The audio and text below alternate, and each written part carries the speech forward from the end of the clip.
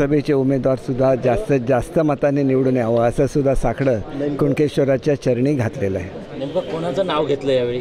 नाव आमच्या मनातलं आहे, लवकरच ते जाहीर होईल. उमेदवार कुठला, भाजपचा असणार की सेनेचा? तुमच्या समोर उमेदवार आहेत. आता कोणाला मिळतं तिकीट, शिवसेनेला मिळतं की भाजपला मिळतं, हे शेवटी वरून जाहीर होईल.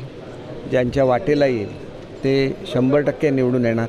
आमचे किरण भैयासुद्धा इच्छुक आहेत आणि त्याच्यामुळे त्यांनासुद्धा चांगलं यश येऊन दे आणि त्यांना तिकीट मिळून दे अशी स्वामी.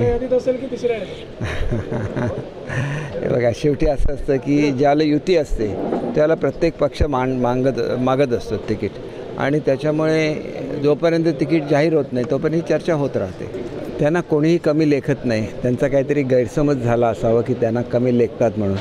त्यांना अजिबात कमी लेखत नाही. ते एक ज्येष्ठ नेते आहेत आणि दादांचे आमचे अतिशय चांगले संबंध आहेत. त्याच्यामुळे असं काही तिथं घडत नाही.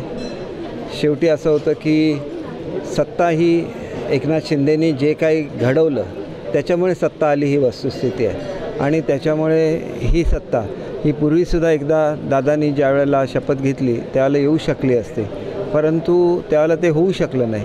त्याच्यामुळे सत्ता महाराष्ट्रामध्ये जी युतीची आली ती एकनाथ शिंदे साहेबांनी जे काय एक स्वतःचं अस्तित्व दाखवलं किंवा बाळासाहेबांच्या विचाराचं अस्तित्व दाखवलं महाराष्ट्रामध्ये, त्याच्यामुळे हा सत्तापालट झाला, ही वस्तुस्थिती आहे. आणि त्या सत्तापालटामध्ये जे जे सहभागी झाले ते आमचे सर्व सहकारी आहे.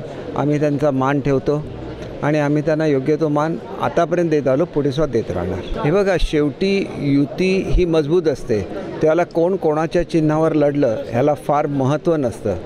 कारण आपण एक गोष्ट लक्षात घेतली पाहिजे की पालघरची सीट ज्याला शिवसेनेला दिली त्याला भाजपने आपला उमेदवारसुद्धा दिलेला होता. त्याच्यामुळे जिथं जे चिन्ह चालतं आणि निवडून येण्याची शक्यता असते तिथं आपला उमेदवार द्यायला कुठलाच कमीपणा नसतो. नाहीतर मग युती कशाला म्हणायचं. ताज्या अपडेट्स आणि ताज्या बातम्यांसाठी आजच सबस्क्राईब करा आपला Sindhudurg digital news channel. Like करा, शेअर करा, कमेंट करा आणि महत्त्वाचं म्हणजे बेल आयकॉनला क्लिक करायला विसरू नका.